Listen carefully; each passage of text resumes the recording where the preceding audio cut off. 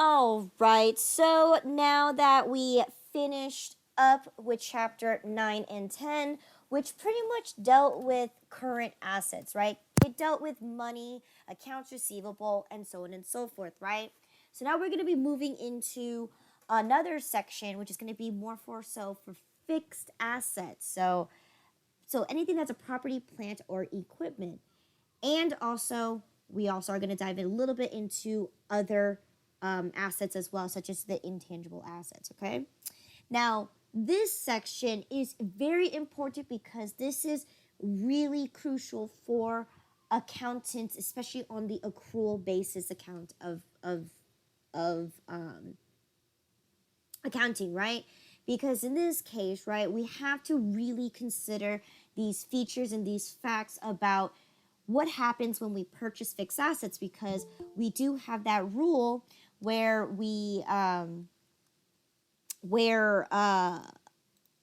Gap says that we cannot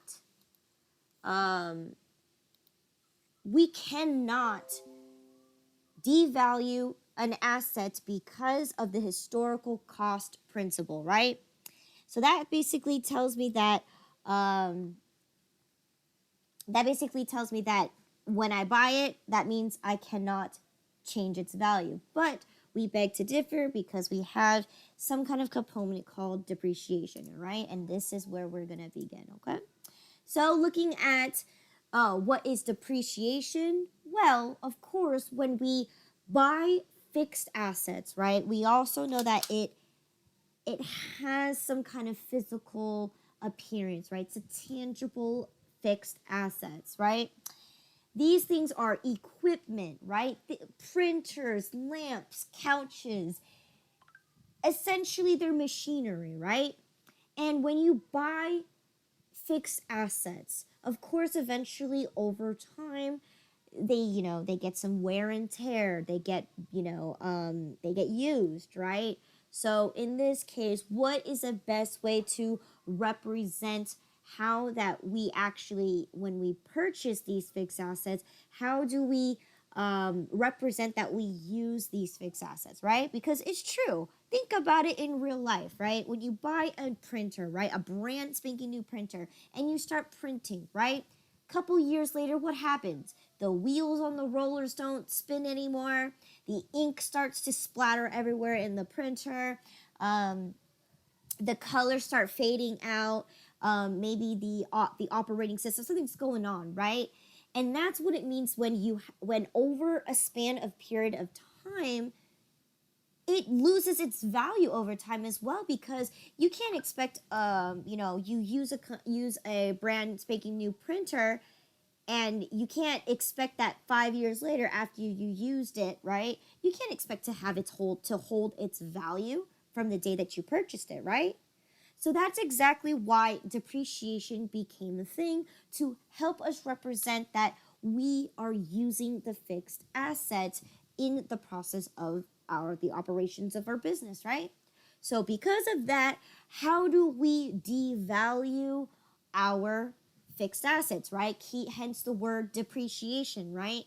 Instead of adding value, which is appreciate, right? You're depreciating, which is decreasing the value. Now, in this case, it's an adjustment entry and usually is normally done at the end of a given accounting period. So whether you do it every month or whether you do it at the end of the year, it's going to be considered a contra account that you're creating to represent that you are, in essence, decreasing the value of your fixed asset. Okay? So let's talk about what are some few examples of fixed assets. So again, any tangible asset, right, has that needs to be used, okay, for more than 1 year, okay, is going to, again, it's going to change the value of the asset, right? And again, here's an example, right? You buy a laptop, brand spanking new, fast forward 10 years later, what happens?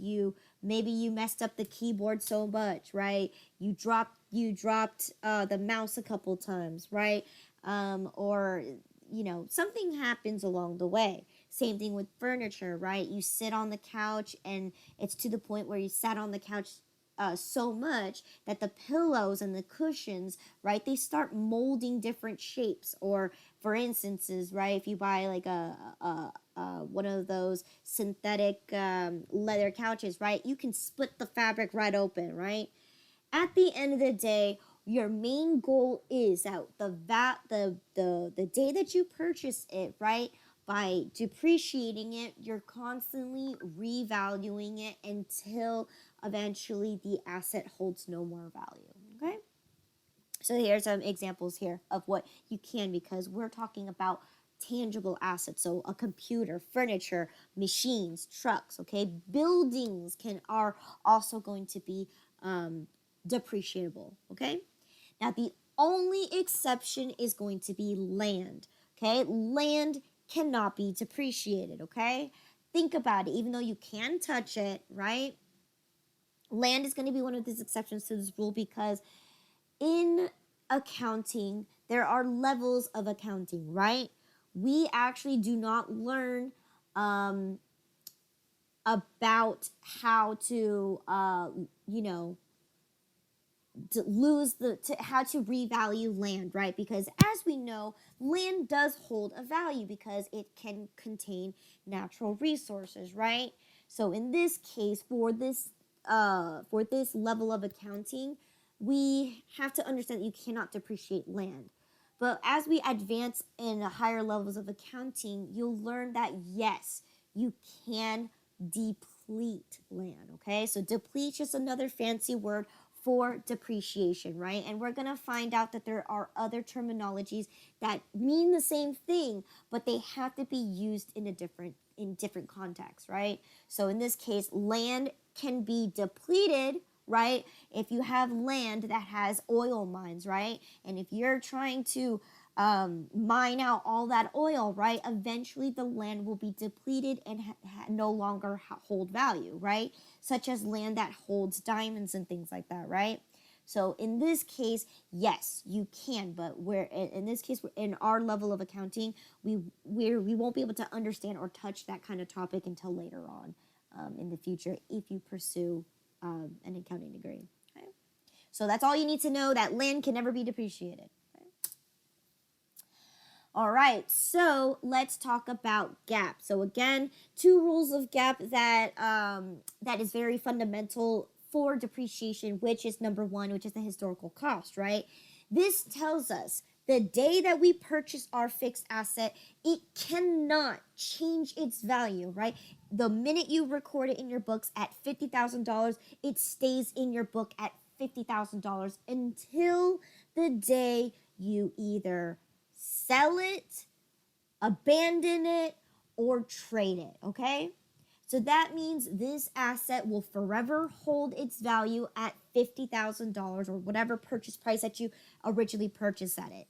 But in reality, we know that's not true, okay? In reality, we know that's not true, but we have to, again, abide by this rule because it's governed by GAAP, which is the generally accepted accounting principles. This is governed, okay? So therefore, we must follow these rules. So that is why we have to kind of go our ways around it and create a contra account that allows us to keep a record of how we use our fixed assets, okay? And that's what depreciation is. Second one is going to be matching principles. So as we create that contra account, that helps us measure how much of the asset that we used, right? So again, if you bought it at $50,000, right? How do you use it? And we'll talk about that by what costing method we use, right? In this case, right, as you use it, right, you're slowly decreasing the value of that fixed asset. So if you're using straight line or one of those methods to calculate the cost, right, what you're doing is you're slowly devaluing the asset over a span of a period of time. Okay, and we have to use the matching principle because the amount that you purchased it must match the amount that you're going to depreciate it for, right? Okay, so in this case, That's what is going to be fundamental, is that as you depreciate at the end of the given time period, it should match your historical cost value that you originally put in your books. Okay? So now looking at the components of depreciation, there are 5 total components that we must understand, because these 5 components is going to outline how we do depreciation, what are the key features that we need to recognize, and so on and so forth, right? So it's going to be number 1, cost of the asset, number 2, estimated useful life, or the estimated units expected of production, okay? And then a salvage value or residual value, right? Those are 2 words that are interchangeable. So salvage value or residual value. Okay, and then you need the date of when it's been put into service, and last but not least, you need to determine which depreciation method you are currently using. So let's start ahead. So in this case, cost of the asset. So cost of the asset is going to include all of these things, right? Because here is the definition of how we figure out what the cost of the asset is. The cost of the asset is going to include everything you need to incur, or whatever it costs to get the asset ready for service. Okay? So that's a huge one, right? It's not getting the asset to the store, right? It has to be readily available for you to be able to use in the store. Okay, so that can include, right, everything it costs to get the asset to the store, which is the selling price, the shipping, the handling, any any expedited fees, right, to get the asset to the store. But if you open up the box and it's not, ready to go, you might have to pay installation fees. You might have to buy extra stuff to be able to use it and be able to make it operate, right? Maybe there's a second part to that machine that you need to buy. Those are going to be included because the purpose is to get the asset ready for service. So in this case, you can include product fees. You could do shipping and handling, training. So if you need to train people to use that machine, that's going to be included in the cost of the machine. Okay, and then of course installation and so on and so forth. And most likely, because you are purchasing a fixed asset, you will 100% incur sales tax. Okay? So these are all contributing factors to equal up the cost of the fixed asset. Right? So then we're talking about salvage value. The estimated useful life / salvage value. Okay, so in this case, right, we're going to talk about both of them simultaneously, because this one, it depends on what kind of business entity you establish yourself as. If you are a corporation or a medium-sized business, right, you must follow the rules of GAAP and the IRS. Okay. That means there is some kind of book out there that lets you know what the estimated useful life of an asset is. So what does that even mean?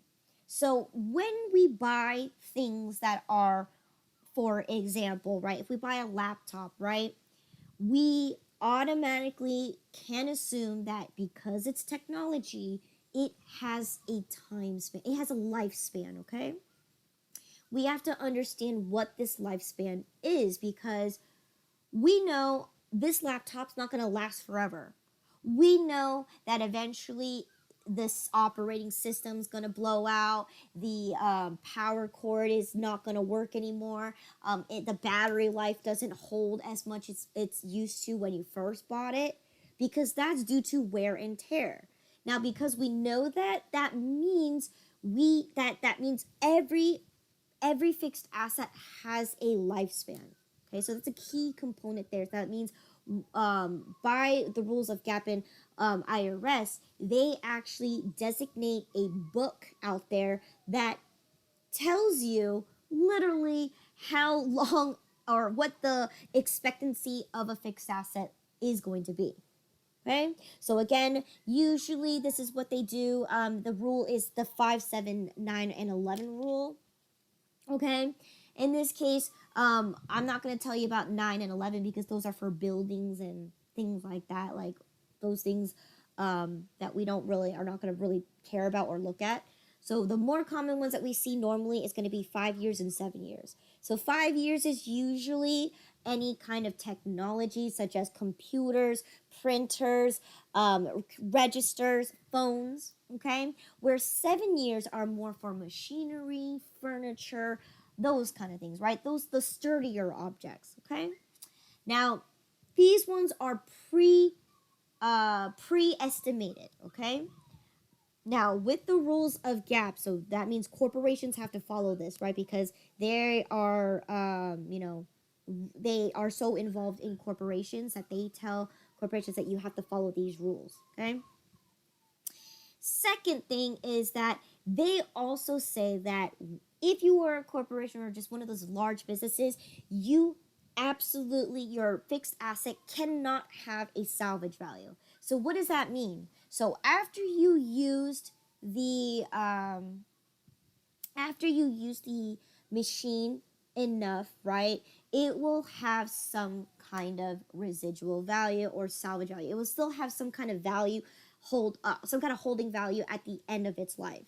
Okay, so for instances, right, trucks, okay, you can drive it past the mileage that is recommended, right, but it's still gonna hold at least some value, right? It's still got scrap metal value on it, for that instance, right?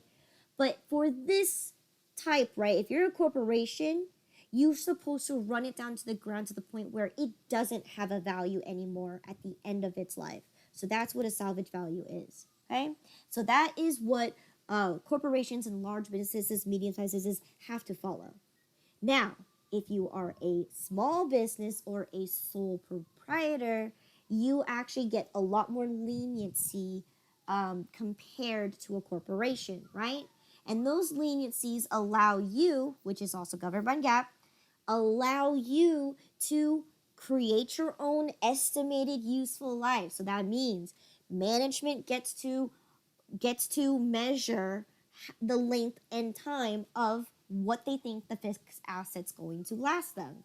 Because if you really think about it, right, comparing yourself to a corporation that has 1 billion transactions a day versus a small business that barely has maybe 100 transactions a day, right? On that kind of level of scale, can you assume that if you buy a printer, right, how long is it going to last for in a corporation? Well, if you're buying those big, huge office jet printers that do mass copies and mass printing, it will probably last a corporation that prints 1,000 to 2,000 pages a day. That machine will probably only last them maybe 3 years maximum, right? Where for a sole proprietor that only prints 100 pages a day, that machine can last them 10 years. So that is exactly why sole proprietors get that opportunity to take advantage to determine their own estimated useful life, because they are not going to be using fixed assets as much as a corporation would. Okay, so that's why if you're a sole proprietor, you get that extra leniency for that rule. Now, of course, you can't be just if you buy a printer, you can't just guesstimate and just be like, oh, that printer's going to last me 20 years. No, you actually have to do research, right? You have to actually measure yourself. How often do you think you're going to be printing with that printer, right? And that's where you can determine how the estimated useful life should be, right? But if you really think about it, why hold on to a printer for 10 years, right? It's just going to be a machine that's just in your operations, but yes, a printer can last for 10 years, but is it going to hold up to its optimal output when you used it so much, right? Because again, it's electronics, right? You're probably better off investing in a newer machine later down the years after it's been 5 years. Now, because of that idea, right? That again allows you to take advantage of that. Now, a lot of things that a lot of people don't know is that on the actual packaging itself, it does actually give you the lifespan, approximate lifespan of an asset, okay?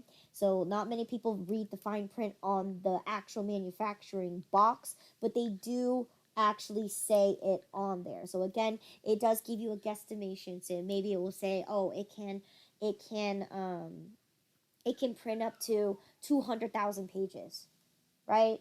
But for a office, one of those massive office jet copier machines, right? Those can probably say maybe it's up to 1,000,000 pages, right? That is going to be considered a lifespan, okay? Saying that after it's been printed 1,000,000 copies, right? You want to look into changing the wheels in it, changing the toner. You might need to go through maintenance fees for that, okay? So that is going to be considered a way that can help you do your research for determining the lifespan of your fixed asset, right? And of course, with that, with sole proprietors, you also get the ability to make an executive decision to either have a residual value at the end of the day. So let's take it back again. A truck. For a small business, you're not going to run that truck down to the ground, right? The probably you might make a few fixtures here and there, but at the end of the day, your truck will definitely hold value, especially if you buy a $30,000 brand new truck, right? And trucks, they last a pretty decent amount of time if you keep it in good shape and again, you're not running it to the ground. Maybe you're driving it a couple miles here, a couple miles there, right? It will definitely last you for a long time, okay? But that's the idea. So that means if you are slowly using the truck, right, eventually it will have value over time because, again, you might only drive maybe the maximum cap. Let's say there's a cap on it. It says that if you drive 100,000 miles on a truck, right, that's where you need to start doing maintenance. What if you only drove it for 50,000 miles? Then your asset is still at least worth at least $10,000, right? So that is why for the rules for sole proprietors or small businesses, you will definitely be able to have the salvage value available, okay?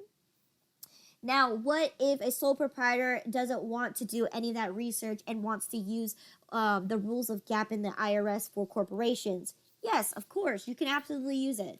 No one says you can't. Okay, so if you want to have zero value and you want to have 5 years lifespan, yes, you can. All right, because then it just makes it much more easier for IRS to take a look at your books and be like, okay, you're following our rules. That's exactly what we want. But if you make up your own rules, then that's where they're gonna have to, value or take a look at your case, and maybe they might have to appreciate the fixed asset before they can judge upon if this is the correct way of doing it, right? So that is right there, establishing the estimated useful life as well as the salvage value. Okay. All right. So the third one is going to be. I think I skipped. No, let me see. Oh yeah. Fourth thing right here is going to be the date that you place it into service. Okay. This is very, very, very important because when we start depreciating our assets, right? We start depreciating our assets when we place it into service, right? Because we need to make sure that our machine is ready to go, ready to use, and then we can start depreciating it, right? So in this kind of idea, right? The date is very important, the month, the time, etc., etc. Because when we buy our fixed assets, right, we treat them like they are our children. Okay? Meaning the day that we acquired it, right, it doesn't mean anything until you use it. Okay? Just because I opened up my laptop, just because I bought a laptop, right? And then 5 days later, I decide to actually open the box and stuff, then that means I record it as of that 5th day, not the day that I buy it. Okay? So make sure you are clear on that. But then there's other rules where the day that you buy it, right? What is your first thing that you're going to do? You're going to test to see if that machine works, right? You need to test your fixed assets before, because again, you have that possibility of getting a defective item. If you don't test it and you wait till the day that you put it into service, right? Then you find out that this machine is broken. Well, that's why usually that's the rule of thumb here is once you buy the fixed asset, you should test to see if it works. So in that case, the day that you purchase it could be the day that you actually test it, turned it on, and then that's the day that you start putting it into service. Okay? So in that kind of case right now, why is it important on the day? Well, let's think about it, right? If I were to depreciate it between the 1st and the 15th, right? That means I used it for more than half the month, right? Because 50% of the month would be the 16th all the way to the 30th, right? I used it for more than half a month. If you used it more than half a month, you treat it as if you're going to depreciate it for that month anyway, because that's 50% of the month. You already used it. Okay? If it falls between the 16th to the 30th, then that's less than 50% of the month. So therefore, you could treat it as if you're going to depreciate it the following month, right? Because so for instance, right, if I put my asset into service let's say I put it in September 28th, there's only 30 days in September. What is 2 days of depreciation really going to do?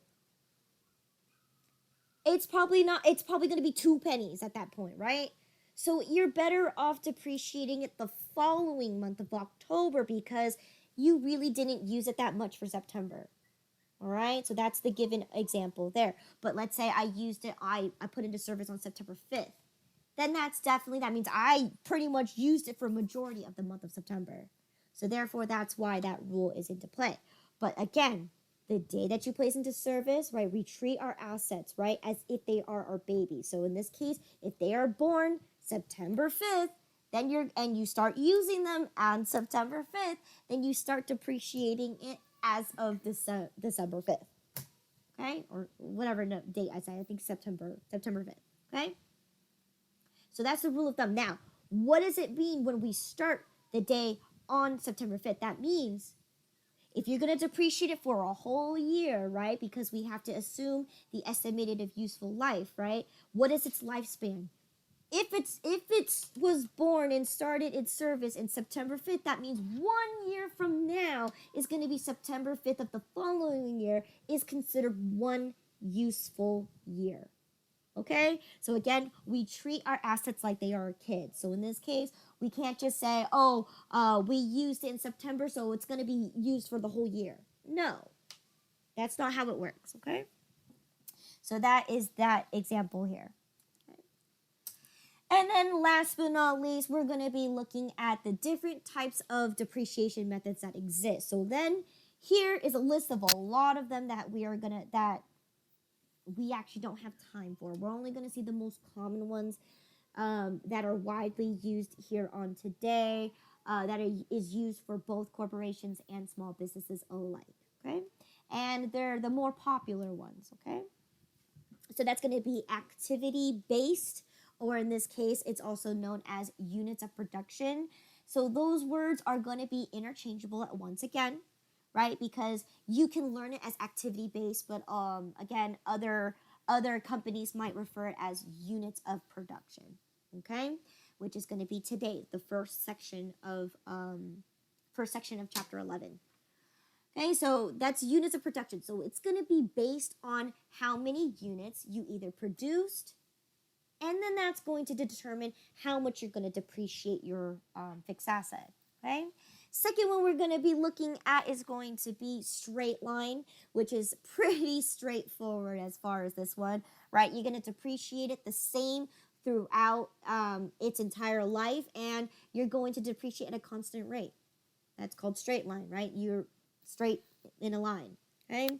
And then the third one we're going to be doing is going to be accelerated, also known as double declining, okay? So accelerated means you're just going to depreciate a lot quicker, okay? Now the other 3 or 6, 7 other methods that I didn't list every single one of them, they are there in case you choose to do it. But again, for this class, I only have time to show you so many methods, okay? But again, these 3 are the most common ones that you will see in accounting that is widely used between corporations, small businesses, large businesses. Doesn't matter what kind of business entity you are. These are the 3 most common ones that you would normally see, okay? So with that being said out there, we're going to do each section again with every single depreciation method, okay? So let's go ahead and take a look at the first one, which is going to be activity-based, or in this case, units of production, okay? So let's see, right? If you decided to purchase a fixed asset, what does it mean by units of production or activity base?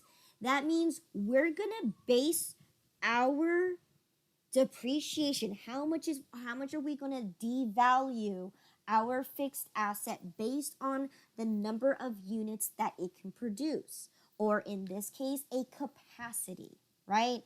If you have a capacity, right, from 1 to 100, right? If you are going to depreciate it, that means you're going to chop up that percentage, right? And you're going to divide it amongst this entire of the fixed assets cost to determine how much you're going to depreciate it either every year, every month, or however you choose to depreciate fixed assets, right? Usually it's on a month-to-month basis. Again, it's an adjustment entry. So you usually do it at the end of an accounting period, okay?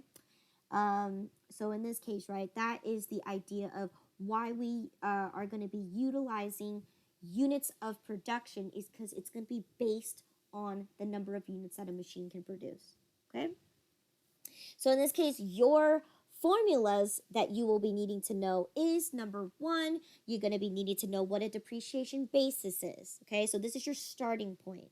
Your depreciation basis is going to be the cost of the fixed asset minus salvage value, okay? Then the second formula you need to know is going to be the per unit rate, okay? So that means you need to figure out from the depreciation basis, you're going to divide it by the total number of units that that machine can produce, okay? And then to solve for the depreciation expense for either the year, the month, or whatever, right? It's going to be determined by the number of units that you produced that year multiplied by the per unit rate, okay?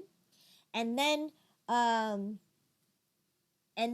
accumulated depreciation is going to be your previous year's accumulated depreciation plus your current year's depreciation expense, okay? So accumulated, if you understand that word, right, it means you're racking them up, right? You're getting a total out of it, okay?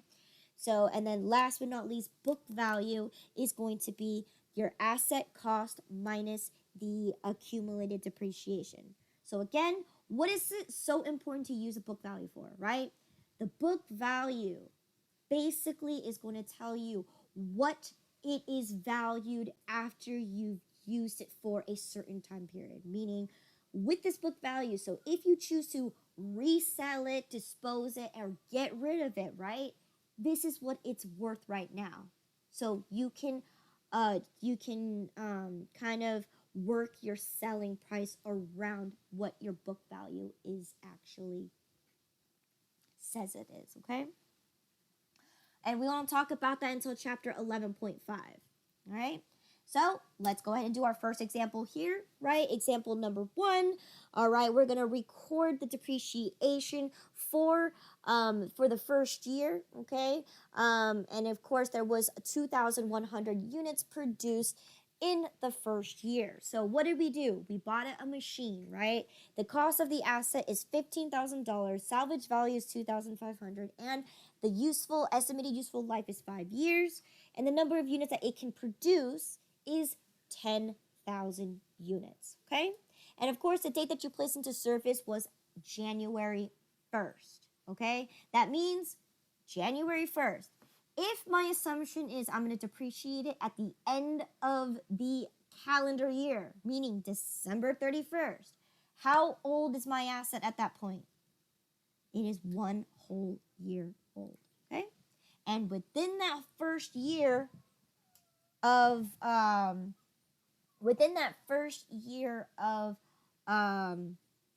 putting the machine into service, right?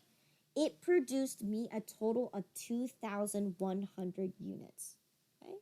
So let's go through the formulas one more time, okay? So let's go ahead and solve for the depreciation basis. So we know this much, right? We know it's the cost of the asset minus salvage value. My cost of the asset right now is $15,000. My salvage value is $2,500. So what is that going to give me? It's going to give me $12,500. Right? So then now I need to solve for my per unit rate. So what is this telling me? That means if I'm taking my total depreciation basis and I'm dividing it by the total number of units produced, that means for every unit that I produced, it's going to cost me X amount of dollars. Okay?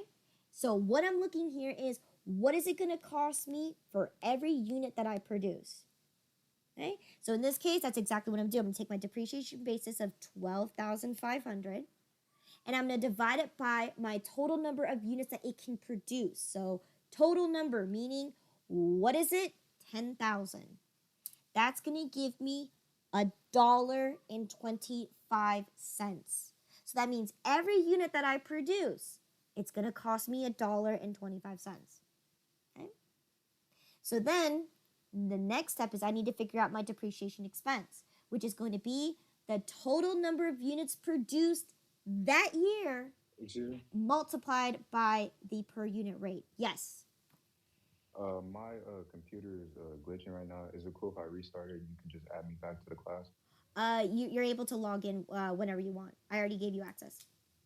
Oh, okay. Thank you. I appreciate it. All right. So in this case, right, we're looking at the per unit rate, and we're going to multiply it by the total number of units produced that year. So in this case, 2,100 multiplied by $1.25, you're going to get a total depreciation expense of $2,625. Okay? So now I need to solve for my accumulated depreciation. In this case, my accumulated depreciation is going to be my previous years of accumulated depreciation plus my current years of depreciation expense. In this case, right, this is my first year I'm depreciating my fixed asset for. So if this is my first year, right, that means there is no previous amount prior to that. So that's 0 already. And then plus my current year's depreciation expense. So that means for my first year, my accumulated depreciation is $2,625. So then now I need to determine what my book value is. So in this case, I take my cost of the asset of $15,000, okay? Not the depreciation basis, okay? Because a lot of people confuse that. You're looking at your asset cost. In this case, it's $15,000. My accumulated depreciation for that year is $2,625. So I subtract those two numbers, and my book value is going to hold a value of $12,375. Okay? So in this case, using the units of production for the first year, I've used it in a total value of $2,625. So now, if I were to sell it, my book value as of right now is currently valued at $12,375. Where opposed, if when I purchased it originally, it was $15,000. So that's what it means. So the first year of using it, I've already lost $2,600. So now it's worth only $12,300. Okay? And as you continue using it throughout its estimated useful life, eventually it will decrease to a point where it's almost zero, or it should equal to your salvage value. Okay? So now that we have that formula there, then for the second one, right, we can go through it again. What is depreciation basis? It's going to be the cost of the asset minus salvage value, which is 15,000 minus 2,500. So that's automatically going to give me this number here. The per unit rate is still going to give me $1.25, right? Because I'm still looking at the 10,000 units that it can produce. Now, here's the only difference. Your depreciation expense for the second year, because this time I only produced 2,000 units. If that's the case, 2,000 times $1.25 is only going to give you 2,500. So then the next one is going to be calculating the accumulated depreciation. Well, this time we actually have a previous year. We're going to take my previous year of 2625 and we're going to add my current year to get me a grand total of $5,125. So then, now I need to determine what my book value is, which is the asset cost minus that current year's accumulated depreciation. So in this case, 15,000 minus 5,125 is going to give me now my book value after using it for 2 years. It's now holding a value at $9,000. Okay? All right, so as we go through the years, what happens is you're going to notice something, okay? You're going to notice that if you did this correctly, right? If was the given information, so you will be given how many units that were produced that year, okay? That's not something that you calculate. You're given this through your production manager, okay? So if they're in charge of looking at how and counting how many units that the machine produced, they're gonna give you this number so they know, so you know how much you produced that year. If this was correct, you at the end of its life, which we said it had a total estimated useful life of 5 years. If that was the case, it should have given you a grand total of 10,000 units. Right? Now, what you're gonna notice is my depreciation basis and my depreciation rate, or in this case per unit rate, stayed the same throughout the years. So in this case, right, when we understand this, right, if my depreciation basis formula is always going to be asset cost minus salvage value, you're going to get the same number every single time. So in this case, if you could solve it for the first one, you solved it for the rest of its life. Okay? The only difference is calculating the depreciation expense, right? Because every year you're going to have a different number of units that you produce that year, and you're multiplying it by the per unit rate. So in this case, right, throughout the years, then for the 5th year, you had a total of $2,500 for the depreciation expense. So then, as we look at our accumulated depreciation, we end up racking up our grand total of the $12,500, which is supposed to be equal to your depreciation basis. Okay? And if that is true, that means the end of its useful life, right, of the 5th year, it should retain a holding value of the salvage value that you designated to it. So in this case, it held the $2,500 salvage value. Okay? Any questions here?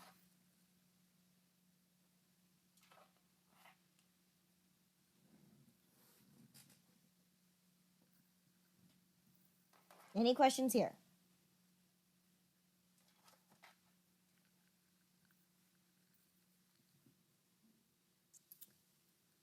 Okay. So now that we figured out this trend, right? Let's go ahead and talk about theoreticals. What if you didn't produce 2,000 units on the 5th year? What if you actually produced more? You produced 2,200 more. What happens to your calculation then? Well, let's do it, right? So in this case, depreciation basis is going to be the same. The rate's going to be the same. However, the expense is going to be different. This time it's 2,750 units or dollars, right? Because you produced 2,200 units at $1.25, right? So then that gives me my depreciation basis, accumulated depreciation expense to be 12,750 opposed to my depreciation basis of 12,500. So then what happens after that? We solve for my book value, and my book value says that it is now $2,250. Okay? So that's because we produced extra units. We produced over the capacity. So what happens here?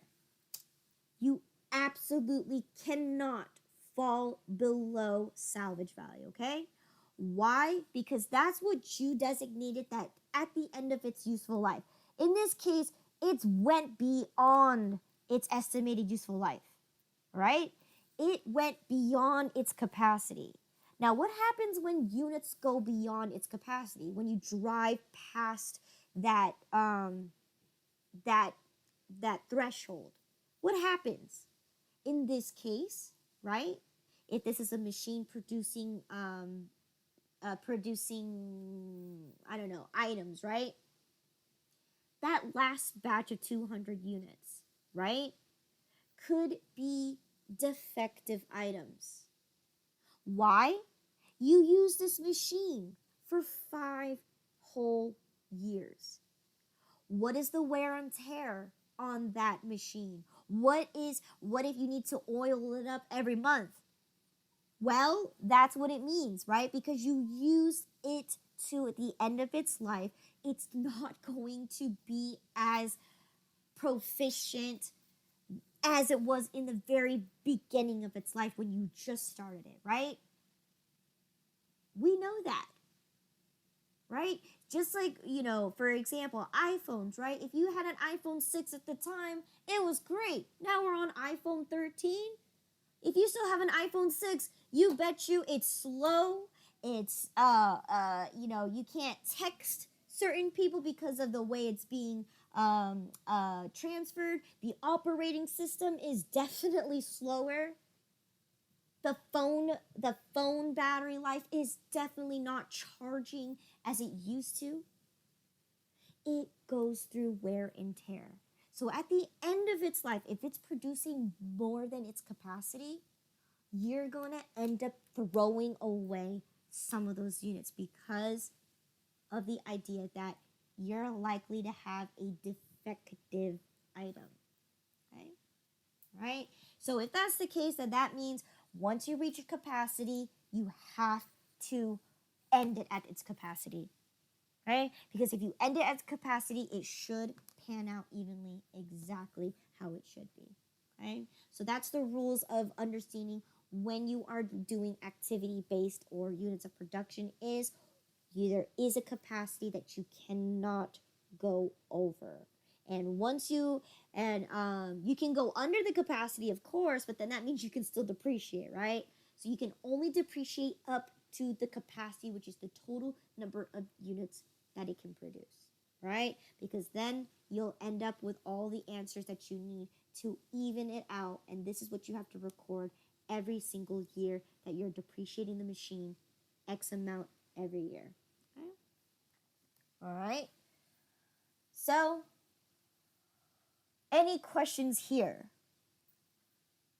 Is it possible that you can extend the life of a fixed asset? So once you reach capacity, right, can you do maintenance on it? Can you add new parts to it? Can you fix it? Absolutely. We don't learn about that until chapter 11.5 anyway, when you add fixtures to it or to better it or to extend the life, right?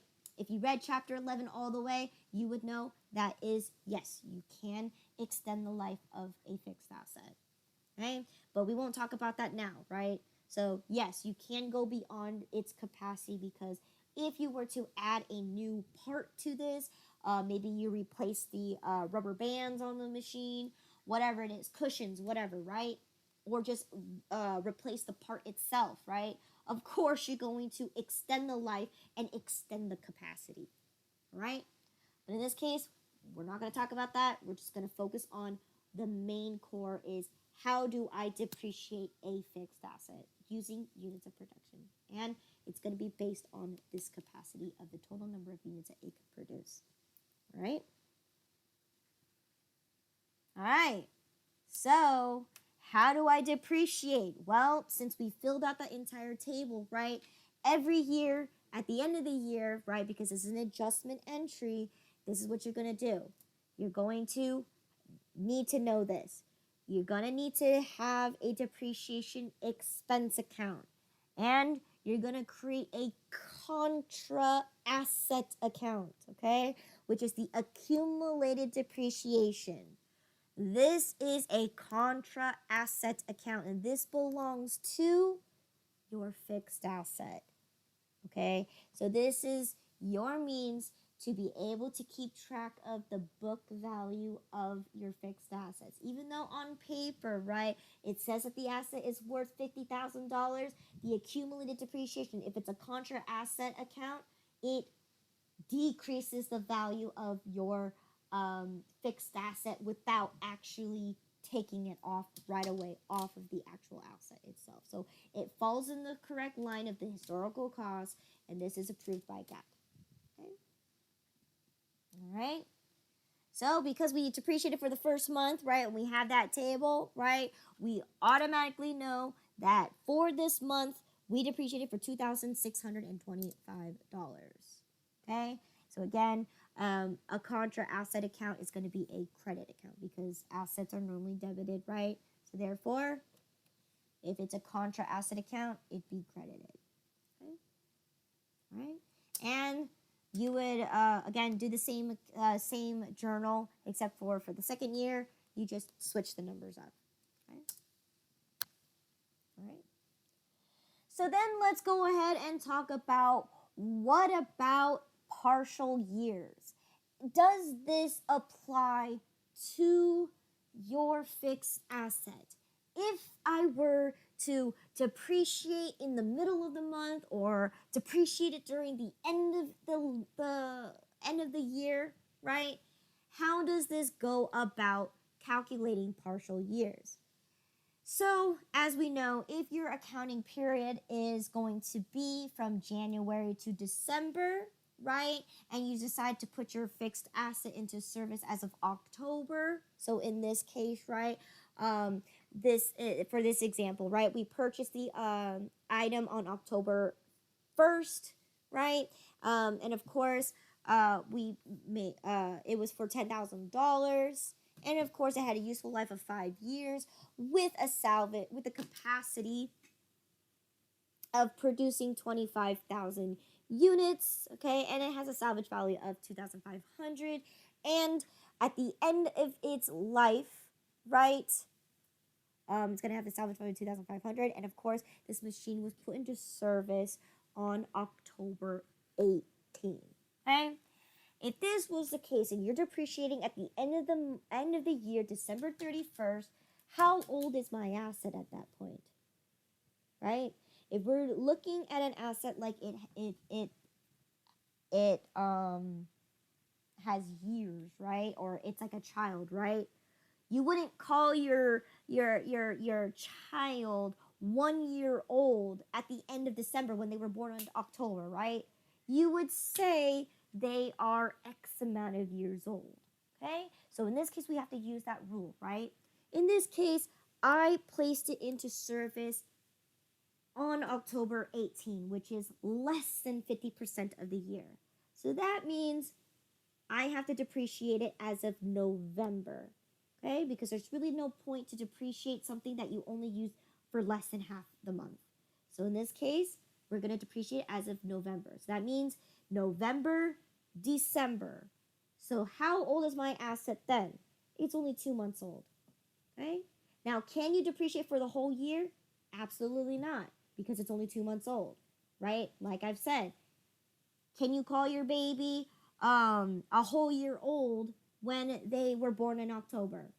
No, you would say they're 2 months old, right? 2.5 months old, whatever you want to be specific. But in this case, we're not specific. We're generalizing that if they're born at the end of October, they're treated as if they were born in November, right?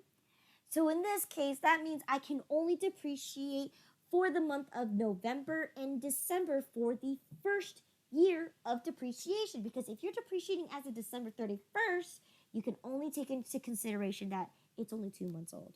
Okay? Now, here is what the result was. You ended up only producing 250 units for the month of November and December. So in this case, right, let's figure out our numbers, right? Depreciation basis is going to be that $10,000 minus 2,500, 7,500. My per unit rate is going to be that 7,500 divided by the capacity, which is 25,000 units. So that's going to give me about 30 cents per unit. And if I only produce 250 units for that November and December, then it's going to give me $75. Now, in this case, right, because you are trying to figure out what it cost you for that partial year, in this case, it's not time sensitive. It's never time sensitive in this case, because for the month of November and December, you have somebody who's going to tell you, we only produced 250 units this year. So in this case, right, it's not based on time. It's based on the capacity, the number of units that you produced that year. So in this case, you're already going to be given that number. And even if for the next year, right, you decided, oh, it happens to be 2,000 units for the next year, then you understand, right, that it doesn't matter. You don't need to take into time as a consideration for this, because it's based on how many units that it can produce. Okay? And then you journalize it the same exact way. Right? So a chapter review, once again, we learned about what depreciation is. Depreciation has 5 components for you to be able to determine how to calculate depreciation. Okay, so that's going to be these 5 components: the asset cost, estimated useful life, salvage value, date, the place of use and service, and then, of course, the depreciation method. This is how you journalize your adjustment entries, right? It's that you're going to do a depreciation expense, and you're going to have the accumulated depreciation. Rules for partial years is going to be based on the time. So in this case, if you place into service between the 1st and the 15th, that is more than 50% of the month. So you're going to depreciate it that month. But if you don't, and you decided to put it into service for anywhere from the 16th through the 30th or 31st, right, that's considered less than 50% of the month. So you're just going to depreciate it the following month. You're better off doing it that way. Okay.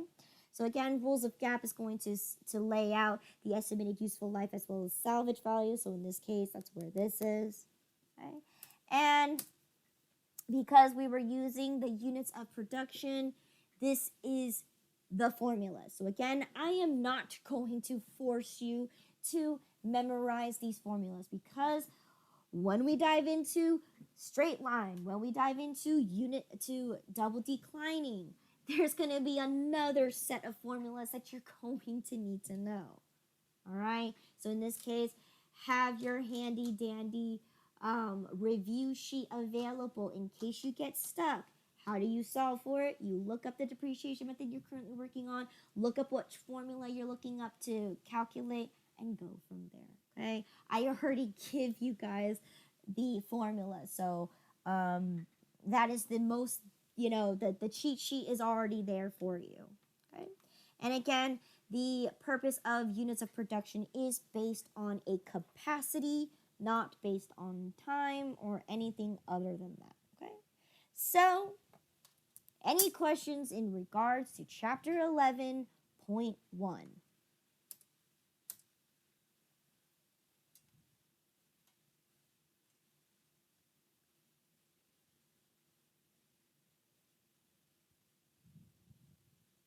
Yes. What happens if the unit is consumed? I don't know if that's the right word within the year that's given to us.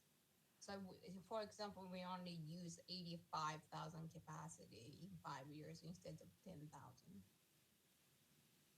You can go beyond the 5 years. Oh, okay. Because it's not based on time, it's based on the capacity. So Okay. so if you're slowly using your machine, right? That's just Yeah. because GAP says that, oh, if you're gonna be using this machine, its lifespan is 5 years. But if you're Yeah. only producing like 100 per year, right? That thing Yeah. will last you forever, Right. right? Because you're Yeah. not wearing and tearing the machine that quickly, right? You're only producing X amount of pages, right? Or Yeah. whatever products, right? And if you're Yeah. not running it on a 24-hour basis, Yeah. of course it's going to last you for longer than 5 years. Okay. So again, it's based on a capacity, the number of units that it can use, not on time. But that doesn't mean the next two ones that we use, right?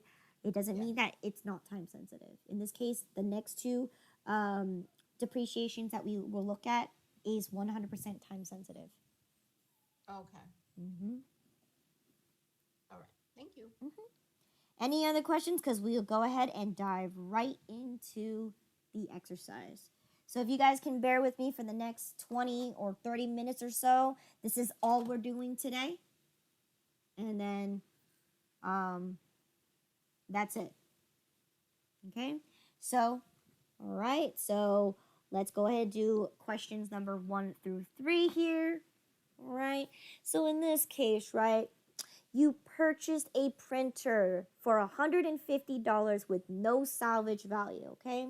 Its useful life is 5 years and it can produce up to a total of 10,000 pages, okay? And of course, you put this printer into service as of January 12th, okay? So if I put this into service as of January 12th, and my assumption is I'm going to be making my adjustments entry at the end of the year, December 31st, how old is my asset going to be if I'm going to depreciate it for the first year?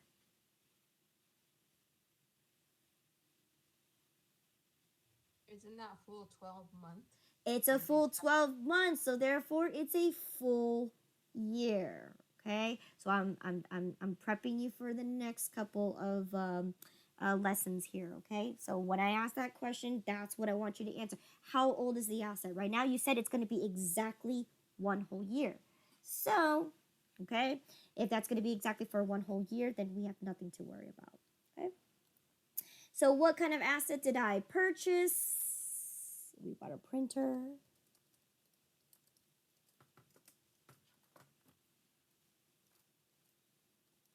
Okay. What is my assets cost? How much did my printer cost me? 150. It cost you $150. Okay. What is the salvage value on it? It's non-zero. So it's $0. Okay. What's the estimated useful life on it? It's 5 years. 5 years. Okay. And what's the total number of units that it can produce? 10,000 pages. 10,000 pages. And last but not least, when is the date that we place into service? January 12th. January 12th. That means we're going to depreciate it as of January because it's more than 50% of the month. Okay.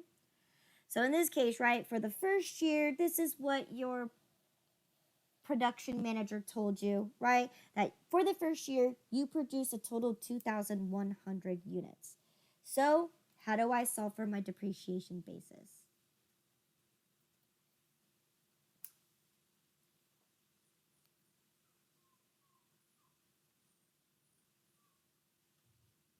It's 150 because 150 minus 0 is 150. So in this case, 150 minus 0 is going to give you 150. Now notice what I'm doing here. What am I doing here? I'm using cell referencing, right? Now, what did I do here? Because I am going to be constantly using these two numbers, right? I don't want it to go relative. I want it to be absolute, okay? Absolute meanings I do not want my cells to move across my spreadsheet, right? I want them to take this exact amount and take this exact amount only. So that's what I'm doing it. I'm causing it to not move across my board. We call that absolute cell referencing. So how do I activate this? You activate that with your F4 key function, okay? This is going to allow you to be able to drag your formulas without causing any problems or any error codes that you will have in Excel. So in this case, I'm saying my depreciation basis is going to be my asset cost minus my salvage value, and that is it only. Right? So that's going to be 150. What is going to be my per unit rate?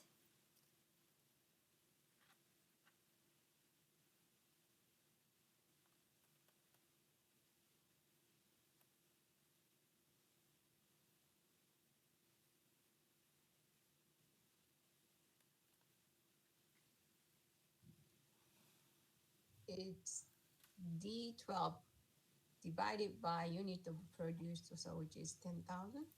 Okay, so D12 is $150, right? Now notice this. Okay, so if it's $150 and I'm dividing it by 10,000, right? Now in this case, right, this is where I mean by relative cell referencing. So that means if I'm going to be only putting D12, right, that means if I were to drag my formula across, right, it's going to take the next cell below it. So in this case, if I look at my formula, now it's D13. Because I didn't lock my cells, right, by pressing that F4 function key, right, it doesn't change my cells to be locked. But in this case, that was only this one. But I locked my cells for that one $10,000. So in this case, or 10,000 units, okay? So that means even though I'm locking that formula down, so if I were to copy and paste that formula all the way down, it's going to be, this one's moving, so this one's relative. This one is staying still. This is absolute, okay? Which is mean it's not moving across, it's staying still with this 10,000 units right here. So in this case, it will still be nothing because you don't have anything here. Now in this case, it's not 2 cents, right? It's 0.155, right? Okay.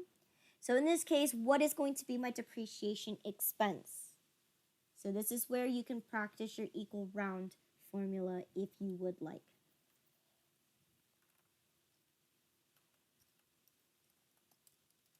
So it's 2100 times 0.015. Yes, correct, right? It's going to be the number of units produced that year multiplied by the per unit rate of 1.5 cents. Okay. So how much is my depreciation expense going to be for the first year? I have $31.50. $31.50. So therefore, right, what's my accumulated depreciation going to be for the first year?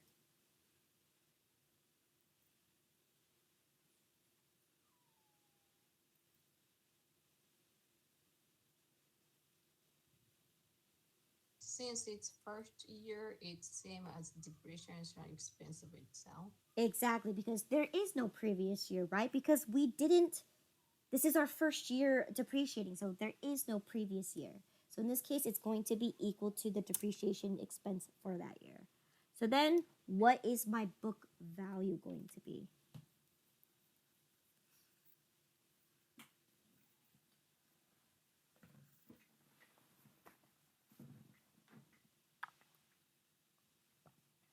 It's cost of asset minus the accumulated depreciation. Mm-hmm. So 150 minus $31.50. So in this case, I have to lock my cell here because I constantly want to take this number, but I want to use relative here. Okay? Because every year my cumulative depreciation is going to be different. So in this case, what is 150 minus $31.50? 118.50. $118.50. Okay? So then what? So now we got to do my second year, okay? So the second year, number 2 here, I produced 2,200 units. So what's my depreciation basis going to be?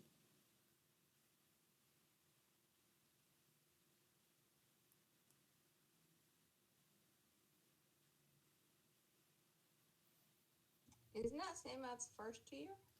Yes, because it's going to be my asset cost of 150 minus my salvage value of 0. You're going to get the same answer. So in this case, 150.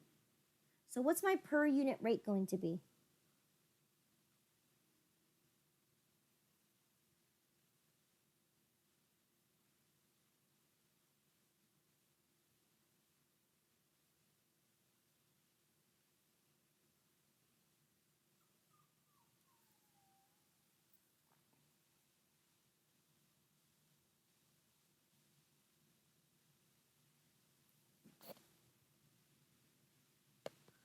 I have $33. Okay, that's depreciation expense, but in this case, it's going to be the same, right? Oh, the late, yes. Yes. Okay, because it's if your depreciation basis is still 150 and you're still dividing it by the total capacity of 10,000 units, you're going to get the same rate. So in this case, you just calculated it, right? 2,200 times the 150 gave you $33 even. So what's my accumulated depreciation going to be for the second year?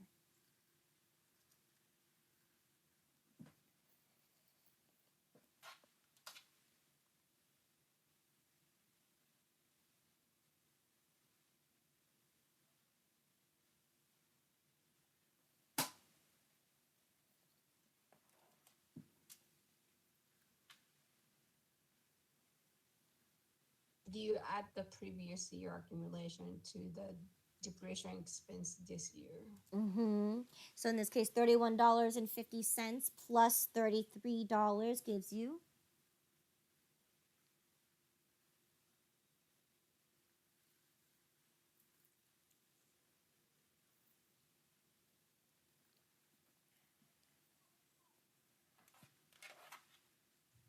$64.50. $64.50. So what is your book value going to be now? At the end of year 2, what is your book value? It went down to $85.50. Okay, let's see. Good, right? It was 150, right? The formula is your book value is going to be your asset cost of 150 minus the accumulated depreciation of $64.50 will give you $85.50. Okay? All right, moving on to the third year. This time you produced 1,900 units. So what is going to be my depreciation basis?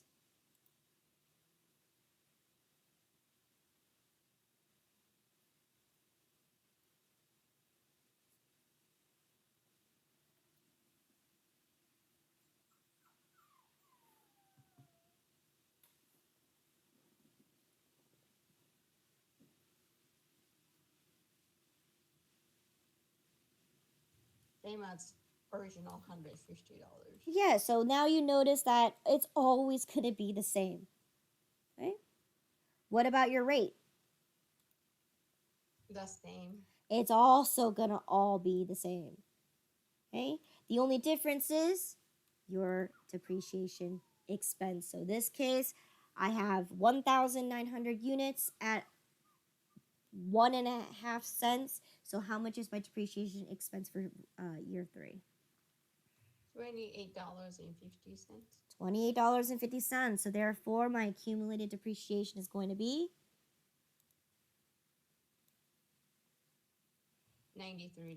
$93. So that's going to make your book value become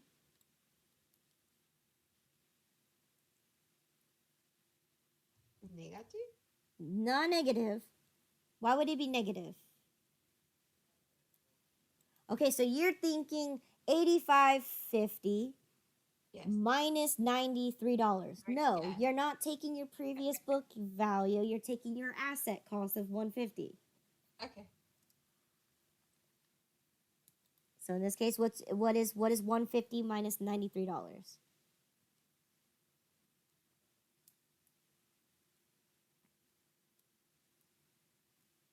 $57. $57. Okay. So again, year 4, since we already established that the basis and the rate's going to stay the same, what is going to be my depreciation expense if I produce 2,000 units on year 4?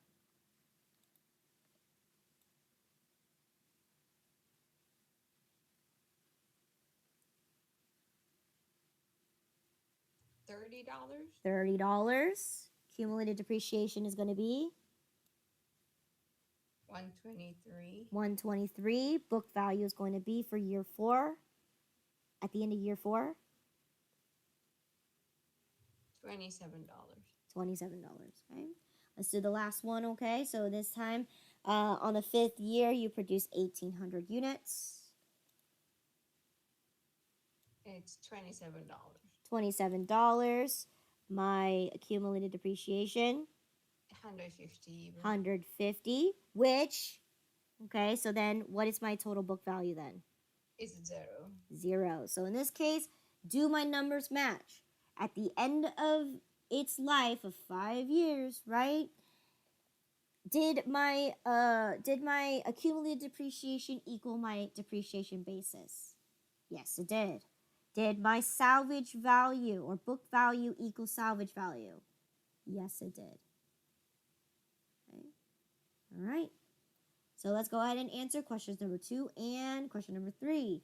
You're going to record the adjustment, okay, entry for the first years of the depreciation expense. So in this case, how do I journalize the first years of depreciation?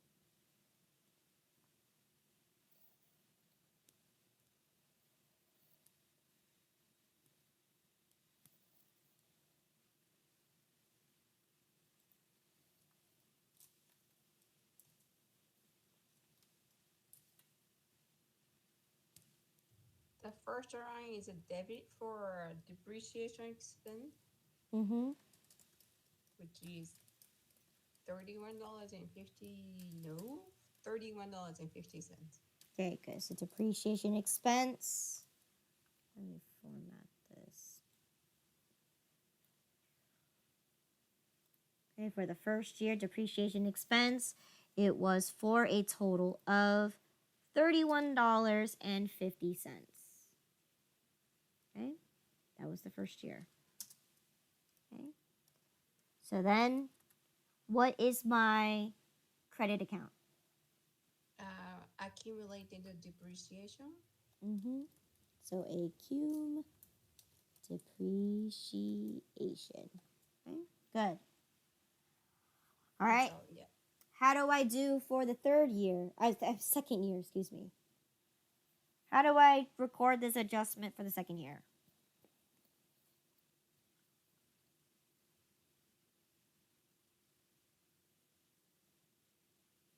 My guess is $33 for the debit for depreciation expense. Good, right?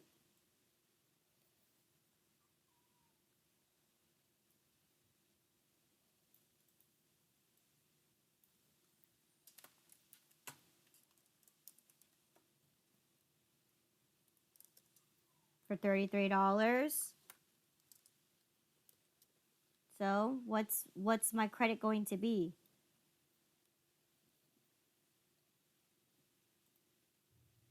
Well, we want the debit equal credit, so we want to put it 33. Yes, that's correct. Right? Now, another issue that students had this time, right? They're like, oh, but the accumulated depreciation on your spreadsheet is $64.50. Again, is the journal your ledger? Is your journal tallying up the total amount of depreciation expense? No, it just records the daily transactions.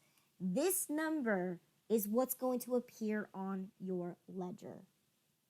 Okay, this is the total amount of depreciation expense that you accumulated in the span of 2 years. Okay, this is the account that you're putting it in.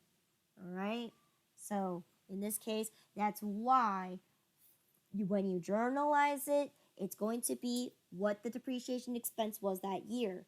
But on your ledger will show you your account balance. Okay? All right. So let's go ahead and do the second question here, or in this case, question 4 through 6. All right. So another example. All right. You purchase a truck for $36,080, which includes all fees, with a salvage value of $5,000. Okay. Its estimated useful life is going to be 7 years and has a mileage up to 150,000 miles, okay? And of course, you put this truck into service on August 25th, okay? Assume that the adjustments are at the end of the year, December 31st, okay? So in this case, what did I buy? Bought a truck August 25th. on August 25th, okay? Good. So that's what you put it on service, okay? How much did this asset cost you?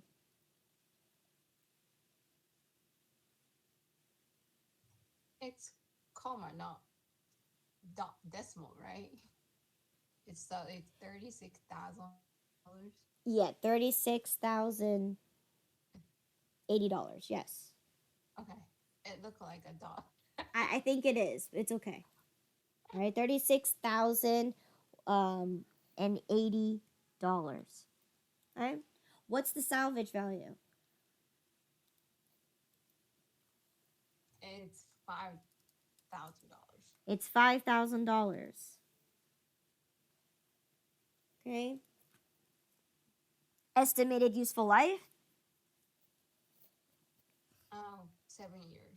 It's got a 7-year lifespan. Okay, and last but not least, what is the total number of units that it could produce? We have a hope of 150,000 miles. Yeah, so in this case, you're driving, so it can drive up to 150,000 miles. So that's how much it can produce. Okay? So let's go ahead and take a look at this table here where you have, right, 7 years worth of mileage information. Okay, so what's the depreciation basis going to be here? We subtract salvage value from the asset cost. Okay, so what is that going to equal me? So 36 yes. minus 5,000. Yes, make it to $31,080.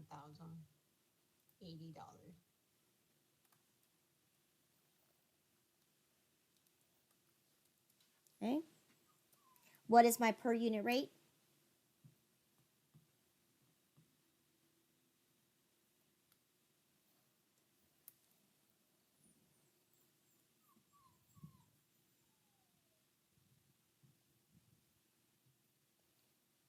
We divide that depreciation basis by the mileage, 150,000 miles. Okay, so how much is my per unit rate?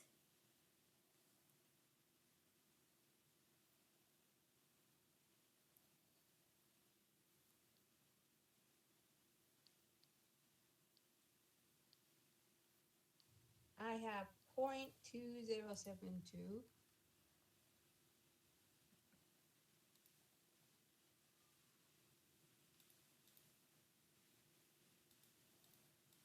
Okay, 0.2072. Okay, and so then if I drove for the first year 10,000 miles, what is my total depreciation expense? So I'm going to do equal round because you have the per unit rate to be, in this case, 75% of a penny. I got exact $2,072. Okay, so again, 10,000 times 0.207.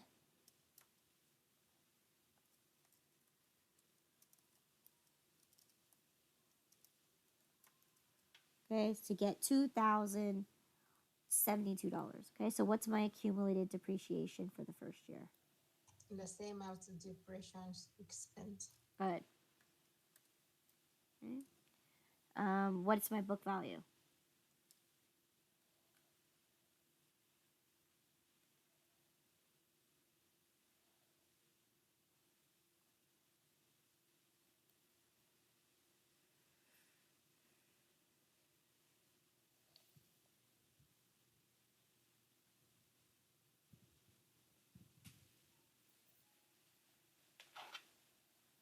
I have $34,000 and $34,008. $34,008. Good. All right, so let's go ahead and do the second one.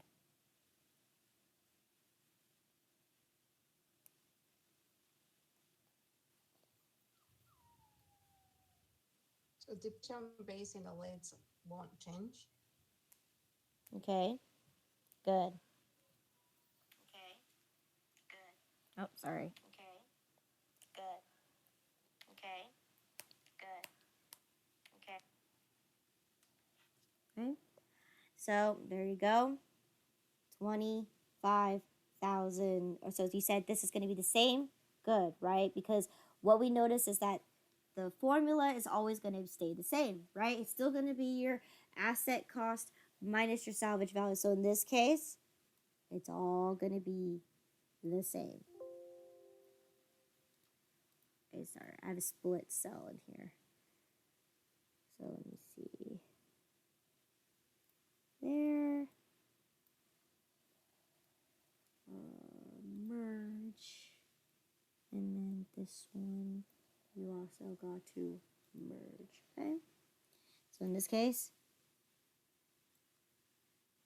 they're all going to be the same. All right. What about my per unit rate? Also stayed the same. Also stays the same. So in this case, it's all going to be 2,000. Or sorry, 2.2072. All right. So now the only difference here is my depreciation expense. So in this case, year 2, I drove 25,000 miles. So what is my depreciation expense for year 2? I have $5,180. Let's see, $5,180. Good. What is my accumulated depreciation?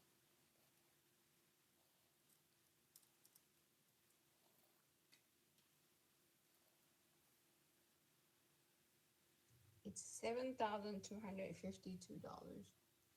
Good. So therefore, what should be my book value?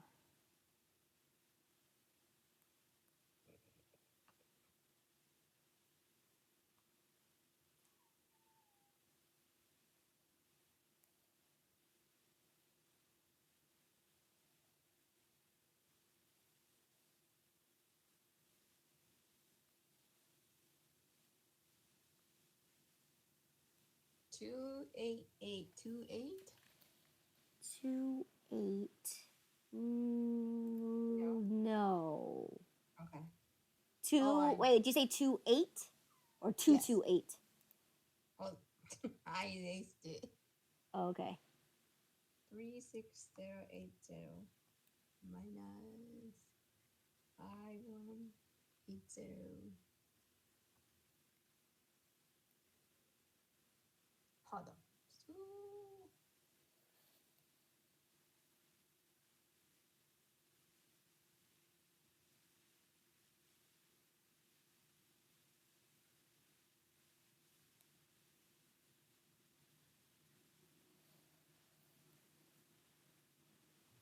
So we subtract accumulative depreciation from the cost of asset, right? Yep. So I have 28828. Yes. Okay. I heard 228. Yeah. Oh, I heard too many twos. okay. No, it's 28828. Okay. Good. All right. Good. So then, what about the third one? If you drove 19,000 miles, right? What's the depreciation expense for year 3?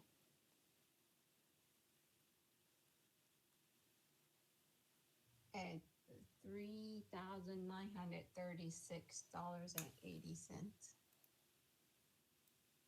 Okay. And so accumulated depreciation is going to be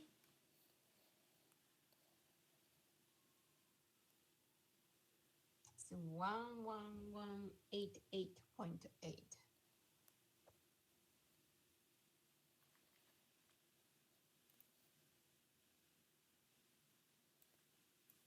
okay. So what's my total book value now for at the end of year 3? It's 24891.2.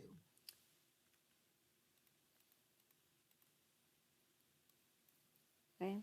Good. So then what's my depreciation expense for year 4 if I drove 20,000 miles?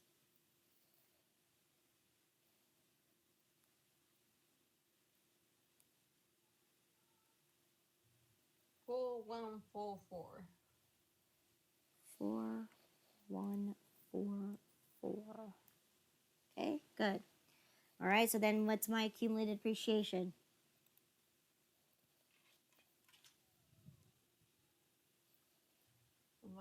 15332.8. Good. So then that should give me my book value to be. Okay. So as we can see, right, if we just continue going on and calculate this, I'll just go ahead and just push forward and just give you all the answers here because it's going to be the same thing over and over and over and over again, right? You're multiplying your number of units that you produce that year by the per unit rate. So in this case, let me reveal all the way up to the 7th year, okay? And then we'll go from there. Okay? So in this case, right, at the end of the 7th year, you're at $7,072. Now, question to you. How old is your asset?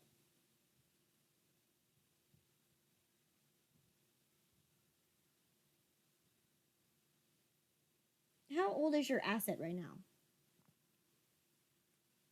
It's 6 years and 4 months. Yes, because in this case, right, this this thing that we're calculating here at depreciation is every December 31st. Now, the first year that you drove this car, you drove it as of August 25th. So in this case, if you were to take the rules, right?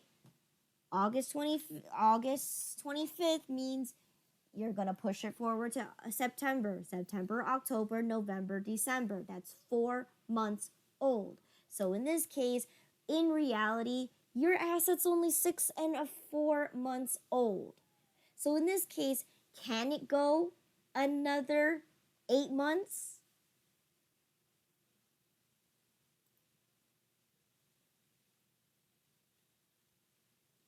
Can it go for another 8 months? By number, yes. Yes. In this case, yes, it can.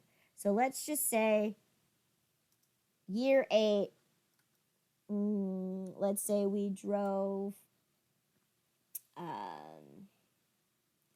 we drove 12,000 miles, right? right?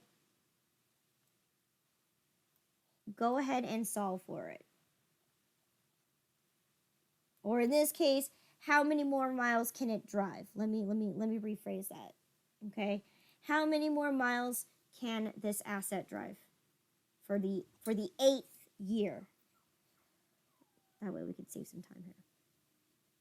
If you're assuming we already have 140,000 miles on it. Okay, good. So where's the merge button? So in this case, right, if we go ahead and tally up our total, right? Right now, for the 6 and 4 months, right?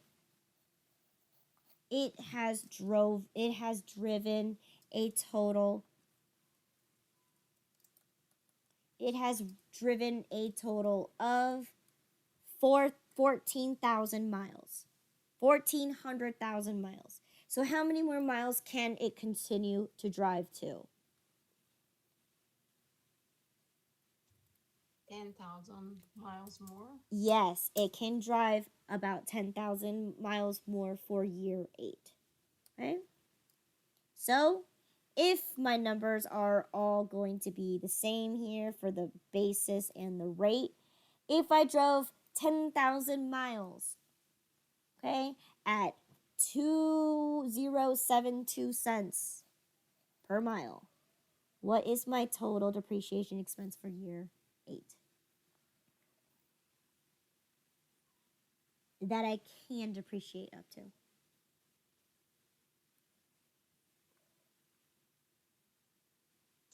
$2,072. Okay, so total depreciation, accumulated depreciation expense, or total accumulated depreciation. 3,180. Good. So then, what is your book value at the end of year 8? 5,000. $5,000. So, did you match up your numbers at the end of 8 years? Right? Not really, right? It's really 7th year for the asset, right? But in accounting life, this is the 8th year that you're depreciating it for. Okay? Did my numbers match? Does the end of the life of my asset, right? Did my accumulated depreciation match my total depreciation basis? Yes, it did. Right? We both got 3180, right? And did my book value equal my salvage value? In this case, I had a remainder of $5,000. Okay? Good. All right. Last 2 questions is going to be, let's go ahead and record this adjustment. So go ahead and depreciate for the first year, assuming that the adjustments are made on December 31st. So in this case, how should my journal look like? It should look like these guys right here. Okay, right? You got the depreciation expense and the accumulated depreciation. Okay. Now, the only difference is, what was my depreciation expense for the first year?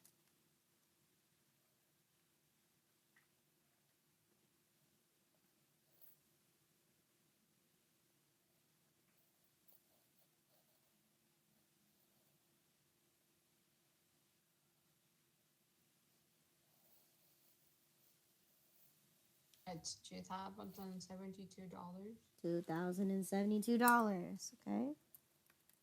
What was my depreciation expense for the third year?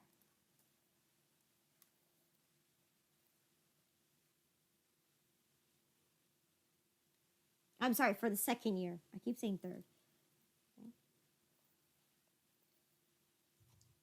5,180. 5,180. All right, and that concludes today's lesson. Any questions in regards to depreciation, calculating the depreciation expense